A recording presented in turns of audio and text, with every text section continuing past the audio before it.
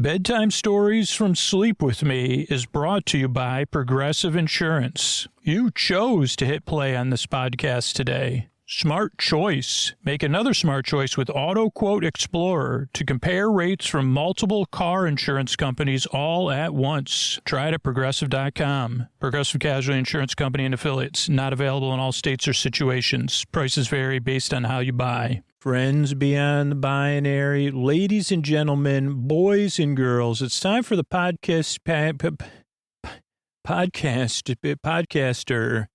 that can't even put one word together. Podcaster, that's one word. I can't even put it together. Can't put one word together. Let's not even think about putting two together. Because when I think about conjunction, junction, what's your function? Is it to make one word or not? But it's time for Sleep With Me, the podcast that is here to keep you company, take your mind off stuff so you could fall asleep. I'm here to help. And this show does take a few tries to get used to. It's a podcast you don't really listen to. It doesn't put you to sleep. I'm just here to be your friend in the deep, dark night.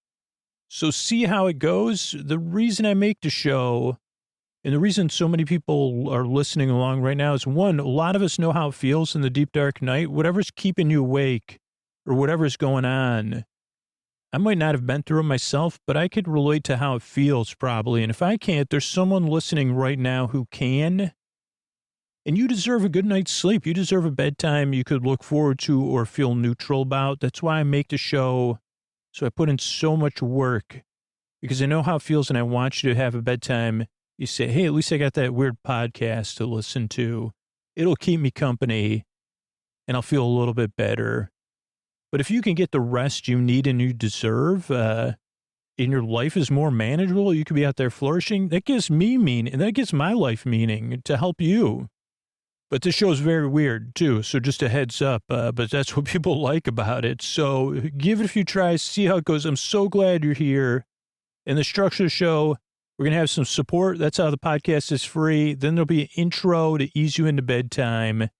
And then we'll have our bedtime story. So I'm glad you're here. I appreciate you coming by. And here's how I'm able to do it for you for free twice a week. Everybody, this is it was going to be a board game unboxing, but I'll be straight with you. We played the game last night.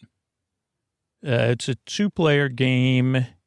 And my timing could not have been better for buying this game because my daughter and I both were under the weather, if you catch my drift, and at home for a week together.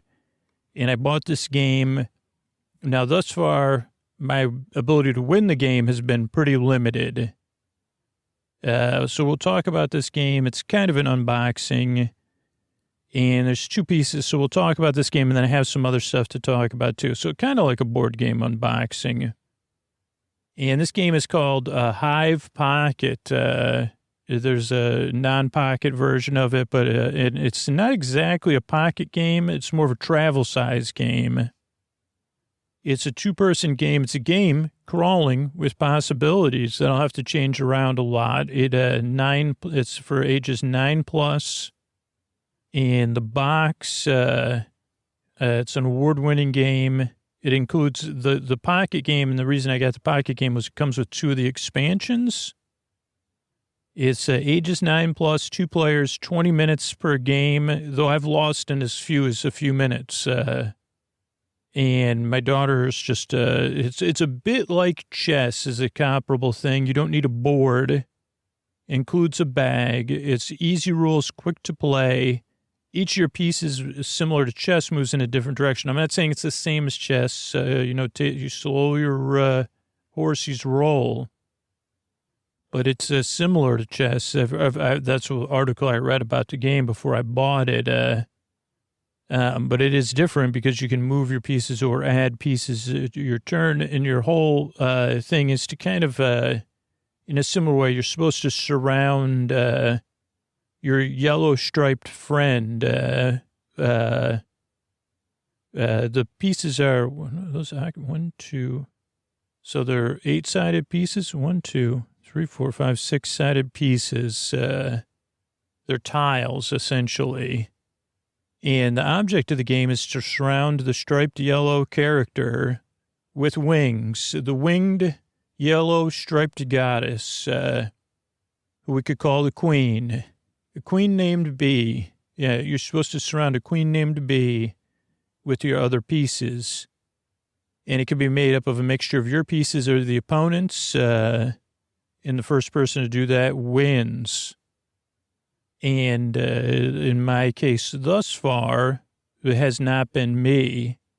And but maybe by reading these instructions, I'll get better at the game. I don't think so, but the game, each player takes all 13 pieces of one color and faces them up, places them face up in front of them.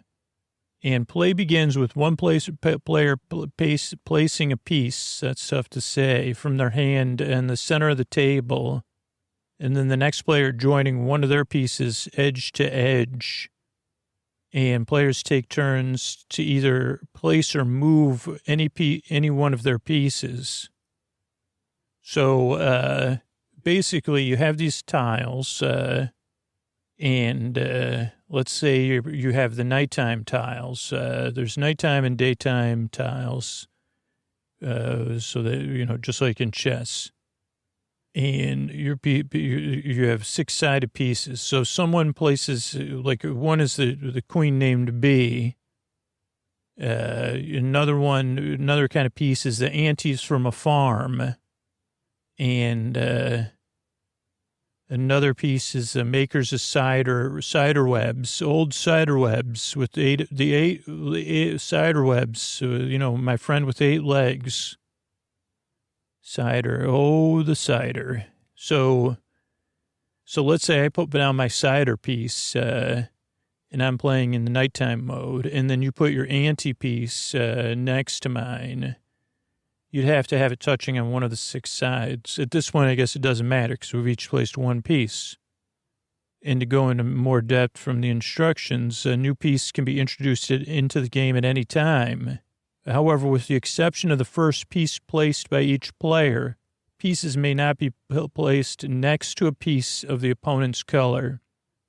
So when you're placing a piece, not moving a piece, it can't be touching your opponent's a piece of your opponent's color when you're moving it into gameplay in a sense. So right now we have a cider and an ant. And I don't know who went first. I think the cider. So then let's say I wanted to like a old hopper from the grass, If I wanted to place a hopper from the grass, I'd have to touch it on one of only 3 sides of my cider piece because 2 sides, if I placed it on the other 2 sides, it would be touching the ante piece, which is not allowed.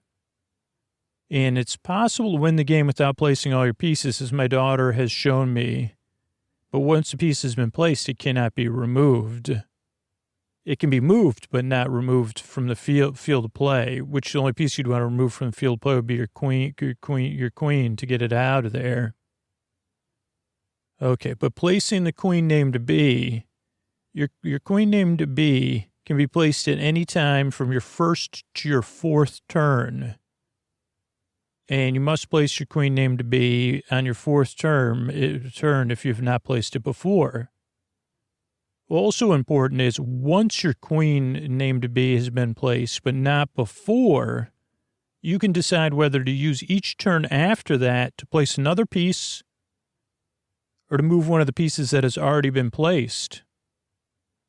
Each piece has its own way of moving. So when moving, it's possible to move pieces to a position where they touch one or more of your opponent's pieces. Also, all pieces must touch at least one other piece. If a piece's only connection is between 2 parts, this is the first time they use this term, I guess. But when your pieces are in conjunction, that's your hive. Your biome, I guess. If a piece is the only connection between 2 parts of this continuity, it can't be moved. So you can't leave all the pieces are somehow connected.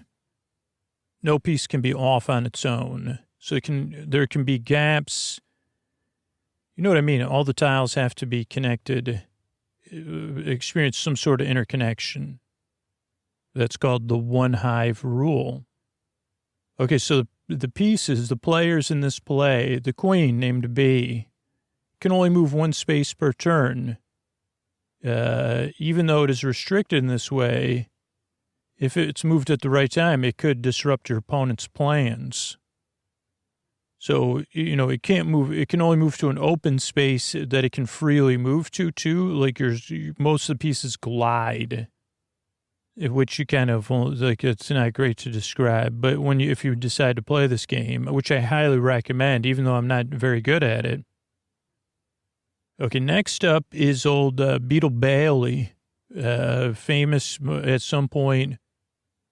I think Beetle Bailey was the originator of, hung around with, Felix the Cat and ate Dagwood sandwiches or something. But in this game, old Beetle Bailey is, like the queen bee, like the queen, can only move one space per turn around the hive, but it can also move on top of the hive. And a piece with the beetle on top is unable to move, and for the purposes of the placing rules, the stack takes on the color of the beetle. And my daughter just used this to win against me very easily, because she put her beetle on top of my queen and then just built around my queen. And I don't know how I'm going to undo that, but you can place a beetle on top of a beetle, though. When it's first placed, the beetle is placed in the same way as all the other pieces. It can't be placed directly on top of the hive, even though it can be moved there later. Okay, so when on top of the hive, the beetle can move from piece to piece across the top of the hive. It can also drop into places that are surrounded and not accessible. The only way to block a beetle is on top of the hive is to move another beetle on top of it. All beetles and skeetos can be stacked on top of each other. Okay, next up is a grasshopper. The grasshopper does not move around the outside of the hive like the other buddies. Instead, it jumps from its space over any number of pieces, but at least one, to the next unoccupied space along a straight line of joined pieces, straight row. This gives it the advantage of being able to fill in a space which is surrounded by other pieces, which you'll find with the sliding is tough. The beetles and the grasshopper are good for that. So it basically jumps over pieces, like checker type thing, but it can jump over any number of pieces to an open spot, but only in a straight line. Cider moves 3 spaces per turn, no more, no less. It must move in a direct path and cannot backtrack on itself. It can only move around pieces that is in direct contact with on each step of its move. It may not move across to a piece it is not in direct contact with. I got to keep an eye on this rule for the ways I've been not doing well. But yeah, it's good because you can move 3 spaces.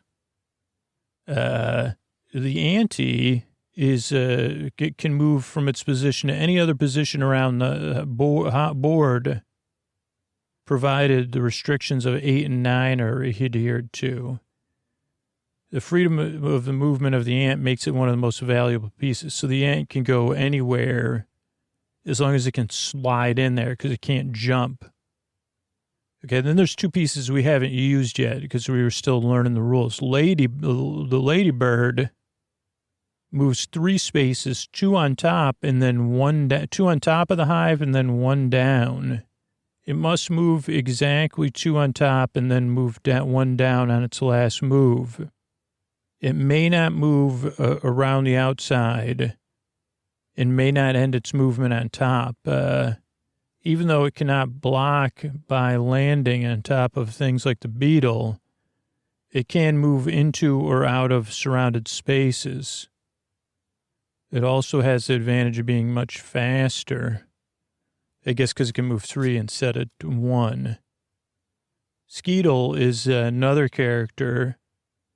It's placed in the same way as other pieces. Once in play, it takes them on the movement characteristics of anything it's touching at the time, including opponents, changing its characteristics throughout the game. Exception: if a beetle Bailey is on top of the hive, it continues to move as a beetle Oh, if it's moved as a beetle on top of the hive, it stays a beetle till it climbs back down, unless it's touching a beetle, again, when it gets back down. If it's only touching a skeeter, even a stacked skeeter and no other piece, it can't move. So that's interesting. Okay, so some restrictions here that they were referring to. There's a one hive rule. The pieces in play must be linked at all times. And the art is very basic, but nice, and it's very well made, tiles. The pieces in play must be linked at all times. At no time can you leave a piece stranded and not connected or separate the hive into two. You can use this to your advantage by moving pieces to strategic positions around, leaving your opponent's pieces unable to move. I thought the last game I was going to win because I did that, but then I still lost. Like I locked two of my daughter's ants down, but it didn't help me. Freedom to move. The buddies can only move in sliding movement. If a piece is surrounded to the point where it can't physically slide out of its position, it can't be moved. The exceptions are the grasshopper, which jumps out of the space, the beetle and the ladybug, which climb up and down, and the skeeter, which can mimic one of the three. Similarly, no piece can move into a space it cannot physically slide into. When first introduced to the game, a piece may be placed into a square that is surrounded, as long as it doesn't violate the placing rules, in particular, the rule about pieces not being able to touch pieces of the opposite team. Unable to move or place. If a player cannot place a new piece or move an existing piece, their turn passes. The game continues until they're able to move or place a piece or until their queen is surrounded. And the game can end in draws. I've drawn the game more times than I've won. The game ends as soon as the queen is surrounded by the pieces of either team or either player. The person who's surrounded loses the game, unless the last piece to surround them also completes the surrounding of the other queen. In that case, the game is a draw. It must be agreed to, unless there can be a resolution to the stalemate. So that's one game. I also have a bunch of other games. Let's see what we got here. So I got three games that I bought from a long time ago. I think I bought everything they made. And I don't think the company is, I think I've talked about it. It's called Cheap Rear Game. Cheap Rear Games, it has another name too. But they were aware of two basic facts about board games, that they are expensive and at some level they're all the same.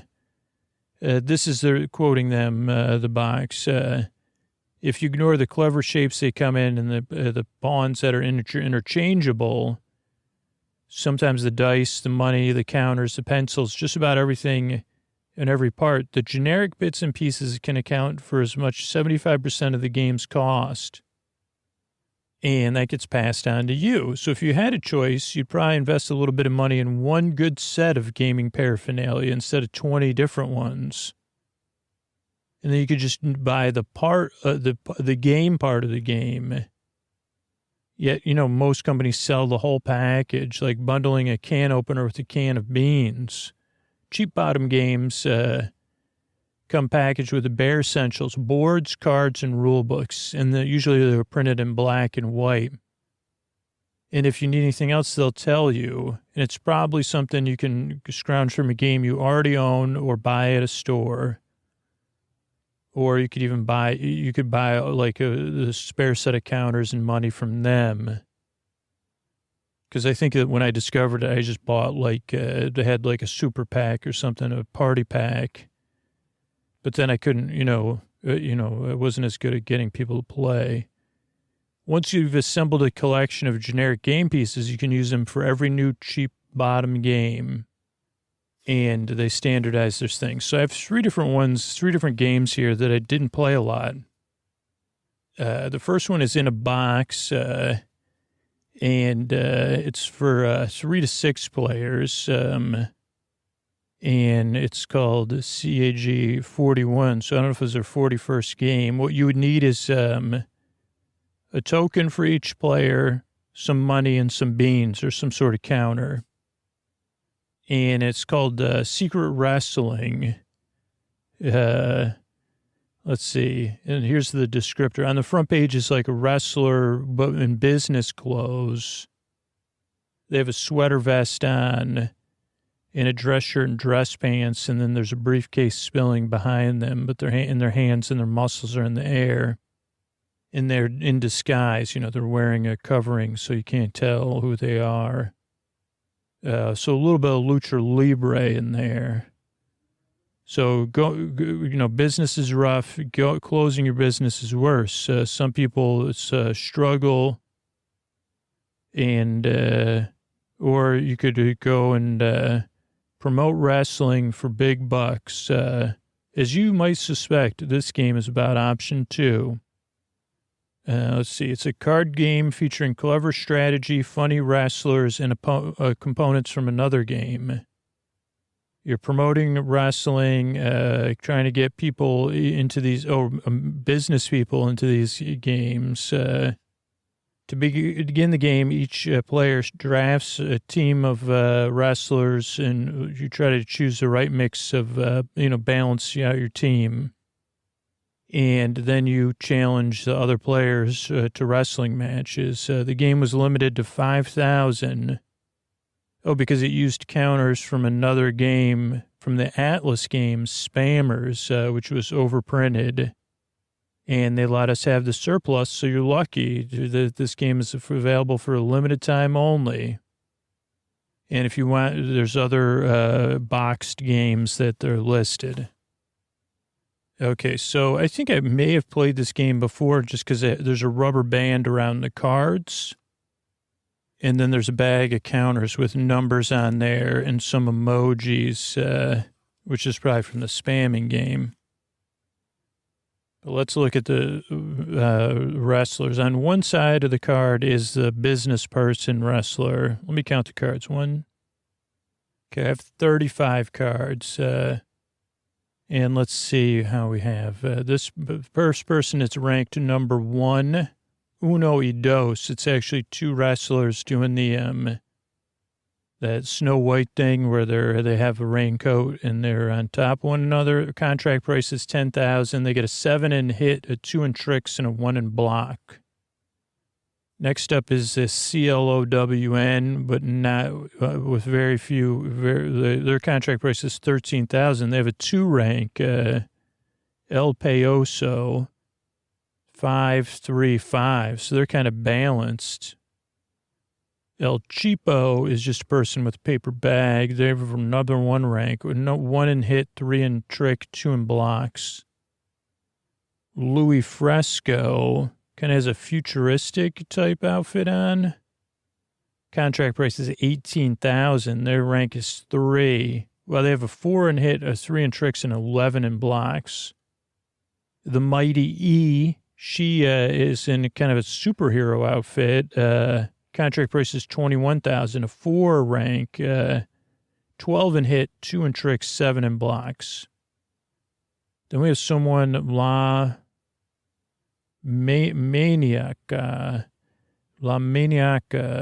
Contract price is $12,000. They're dressed like Olivia Newton-John, but they're wearing like a kind of hat you would wear to, what is that? What do you call it when you're fusing stuff? You're working on metal or whatever. Let's see. El Diablo Azul. Dress full Lucha Libre outfit. $23,000 contract price, 4 rank, 12 hit, 2 tricks, 9 blocks. Gordon Glorioso, 5 rank, 28,000, 11, 7, and 8. That's dressed as kind of a business person. Signor Roboto, that's a robot. Also dressed like they would wear red spandex too. 23,000, 4 rank, 8, 7, 8. And number 3, El Ocho. That's a Magic 8-ball type style outfit. 20,587. La Enferma.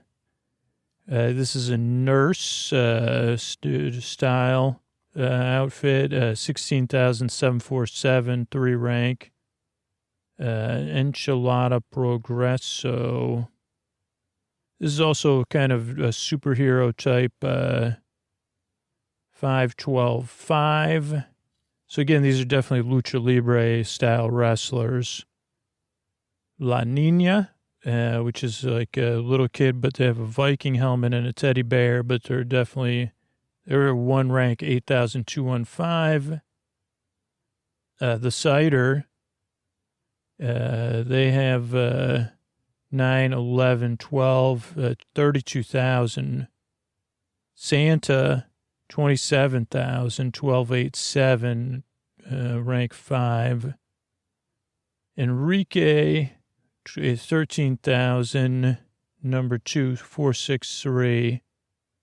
Like someone in a papal style Lucha Libre outfit. El Papa, that's a 3, 20,610. Well, so I think every single... this is like a lot of different ones. La Sombra. I don't know what that is in Spanish. Everything else have been 24,810. They're kind of like a Catwoman type outfit. Los Caballeros, 28,000. They're a team. 10, 12, 6. La Cucaracha, they're dressed in that style of outfit.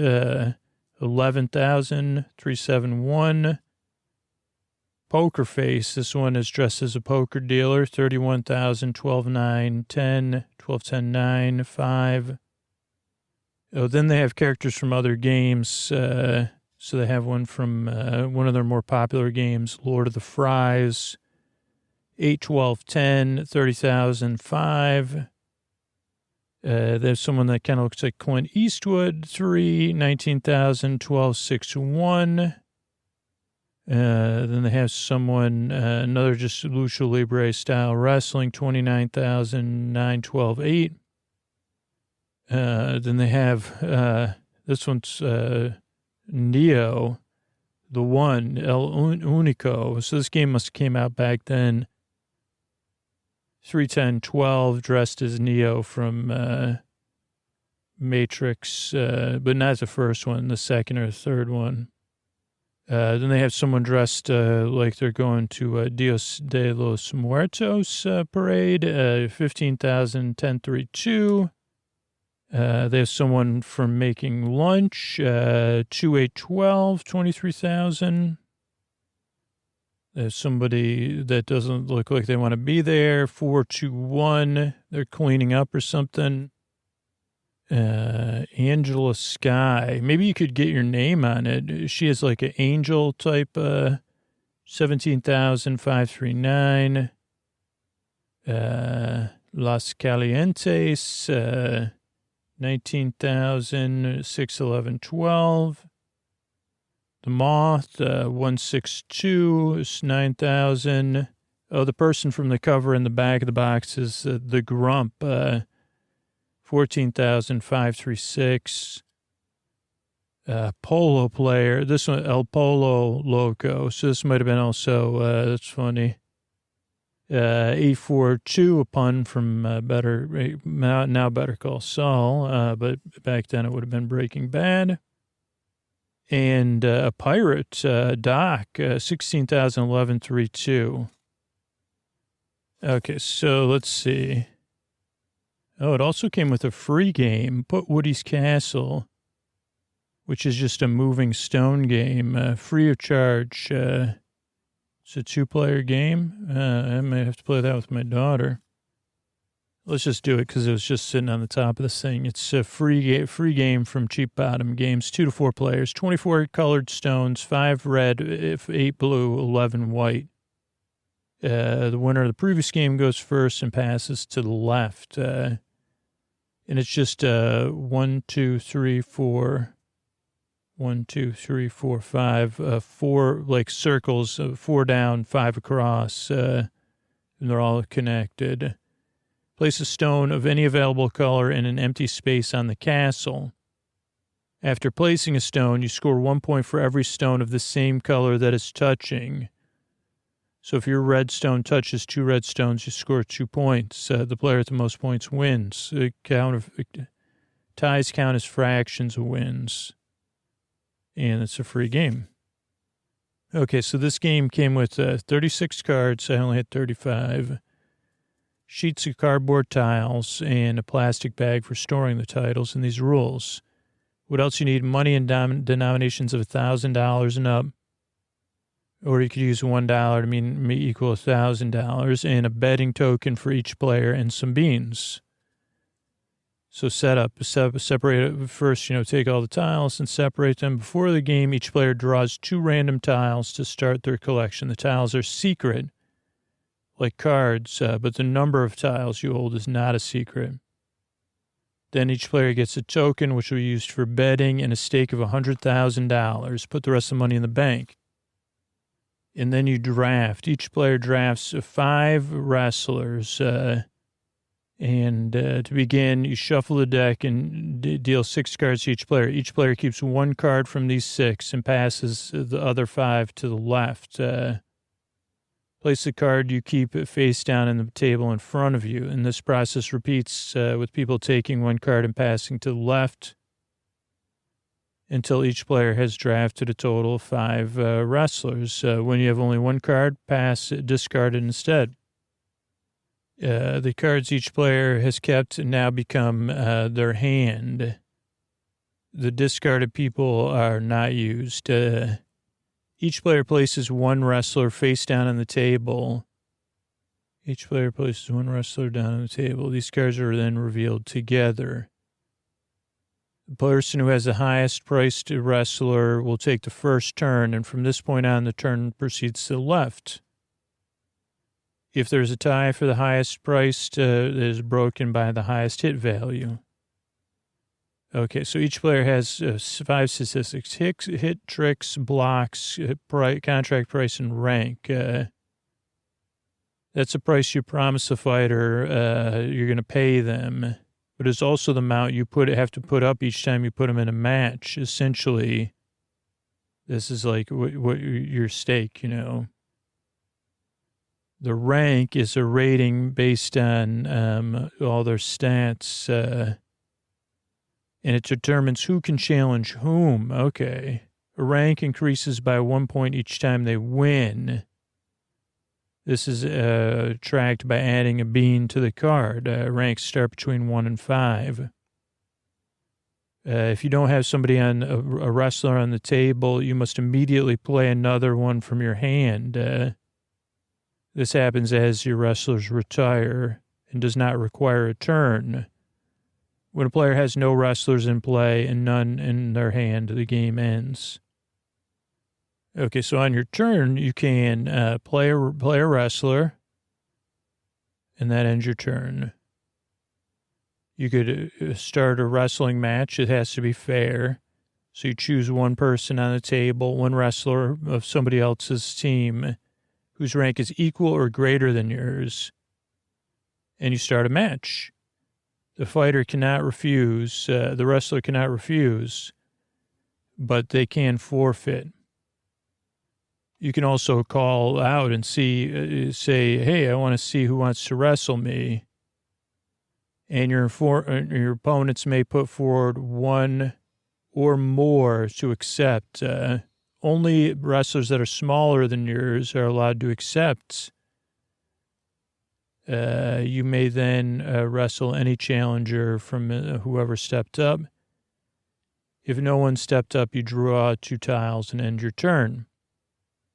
You can manage your tiles. You can discard any number of tiles or even none and draw the same number of replacements. In addition, after swapping your tiles, you may draw 1 more tile for $5,000.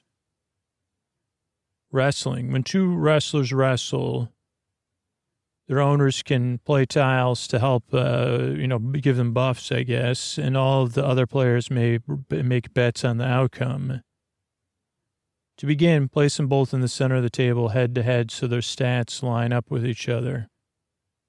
Kind of. Hit lines up with block, and each trick lines up with tricks. Each player draws one tile right before the match. If they are not the same rank, the lower ranked wrestler draws a second tile. So you can place bets if you're not involved. And the total prize money for side bets is called the side pot, is equal to $5,000 per bettor. So there could be 3 players on the side, and thus $15,000 in the side pot. This money comes from the bank. The side pot will be divided as evenly as possible to the nearest 1,000 among all players who bet on the winner, with the remainder going back to the bank. If no one bets on the winner, the side pot becomes part of the purse. Oh, so you almost have to bet on that, huh? The purse is equal to the contract price of the losing fighter, so it's not set until it's over. The loser of the wrestling match must pay the winner the contract price of the losing wrestler. For example, if the angel loses, they pay $17,000 because that's their contract price. To determine who wins, you compare all the values in all 3 columns. If a player is winning in 2 columns, they win, regardless of the difference. If they're winning in 1 column and the other 2 are tied, they win.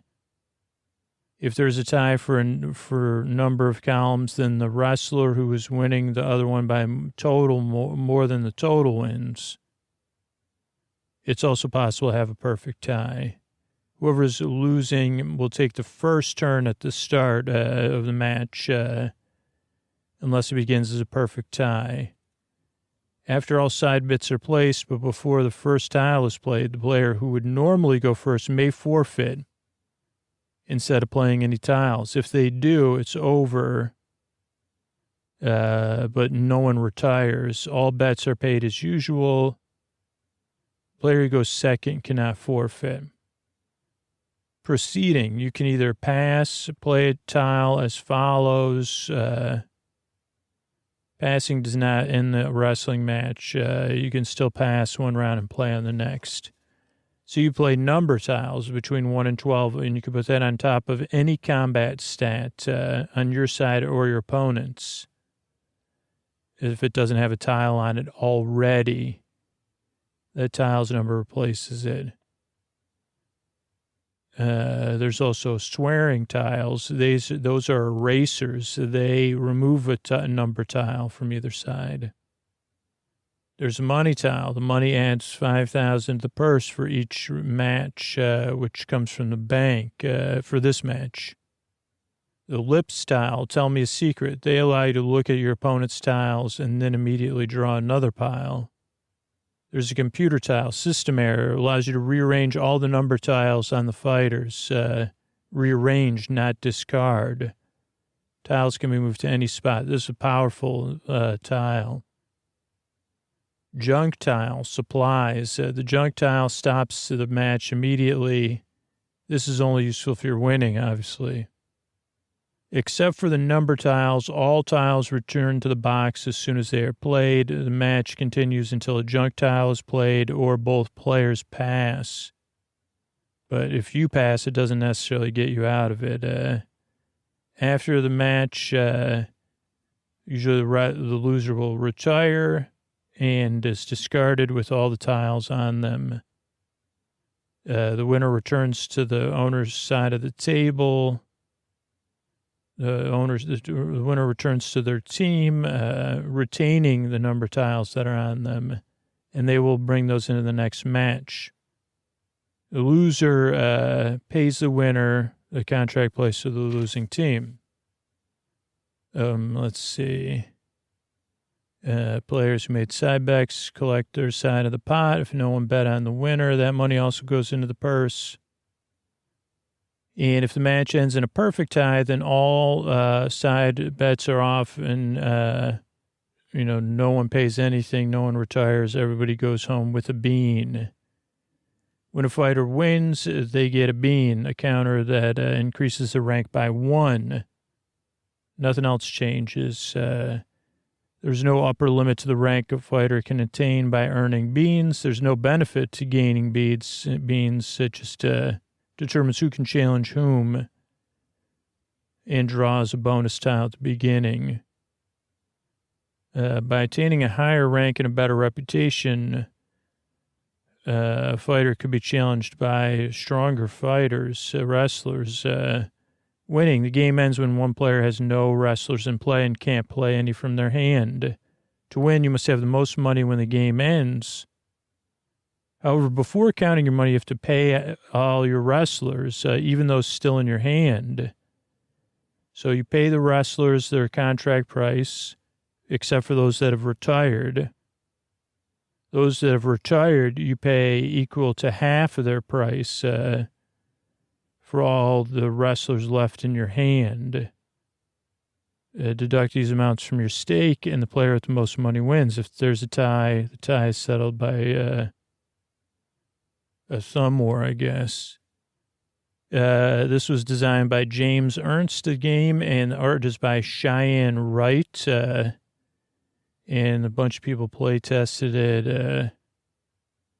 Rick C., Rick F., Julie H., Dave H., Blue-Haired Steve, a bunch of other people. 2005 was when the game was copyrighted. About the counters, a long time ago when jokes on the internet were still funny, there was a game Spammers. It was about hackers and spam, but they made too many counter sheets, and John said maybe James could write a game using these pieces, but they said for the price of shipping, he sent them these 5,000 sheets of counters, and then James Ernst made this game. Okay, then they have another game called The Bunny That Doesn't Like the Earth. I don't know if I played this one either. It's 2 to 5 players. You and your friends are hardworking candy machines in the bunny's factory, but the bunny doesn't like Earth.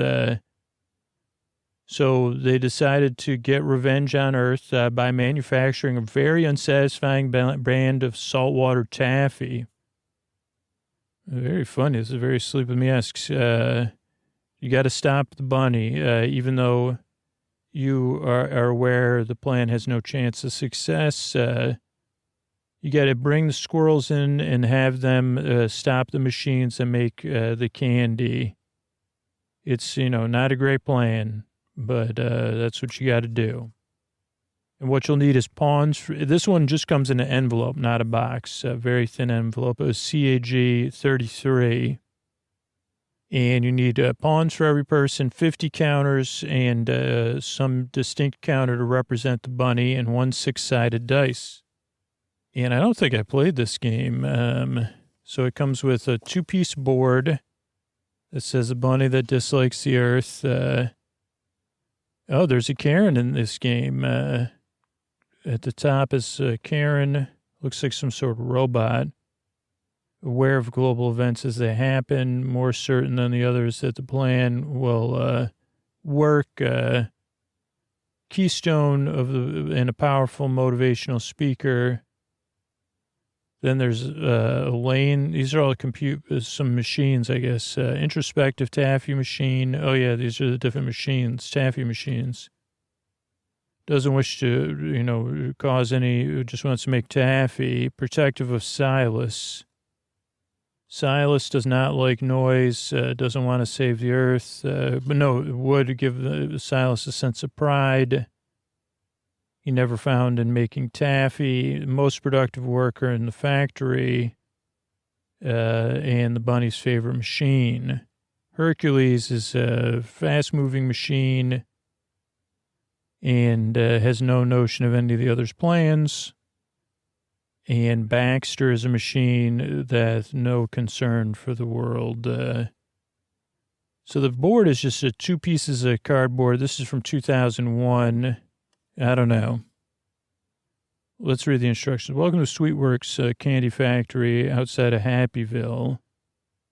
Bunny doesn't like the earth, so wanted to make this unsatisfying saltwater taffy flavor. But you and your friends are the taffy machines, and you want to foil the bunny. So you're going to try to have the squirrels drop nuts in the machine. You need the two-piece board, the rules, and the other components we talked about. Each player chooses a machine and places their pawn there. Your pawn will never move. The bunny starts in the office, which is the center platform on the board. Choose a player to go first and then proceed to the left. On each turn, you roll your dice. If you roll between a 1 and a 5, you can add a squirrel to a numbered platform, to that number platform. And then that ends your turn. If the platform is empty, this is your only option. You can move squirrels if there's one counter on the platform. Counters can mean a squirrel or the bunny. You can pick up all the counters on that platform and move them as described below. If you move counters, got to move them all. Let's see. So you could choose any path leading away from the platform, distribute the counters along that path. You can visit the same space twice. You can't double back. For example, if you picked up the counters on window 1, you could go 1 to the office, 1 to window 2, 1 on the platform between windows 2 and 1, and 1 back on 1. If you have a squirrel drop a nut on any player's machine, usually this would be your own, that player takes the counter off the board and keeps it. The number of squirrels who drop nuts determines your score. The first player to collect 5 wins. But if you put the bunny on any player's machine the bunny fixes that machine, you take 2 squirrel nuts away from that player and release them. After he fixes the machine, the bunny returns to the office. If you get a 6, you move all counters from any platform on the board. You win as soon as you collect 6 squirrel nuts, because then it shuts down your taffy making. If you like this game, there's also another game about the bunny needs a ham. I think I played that one.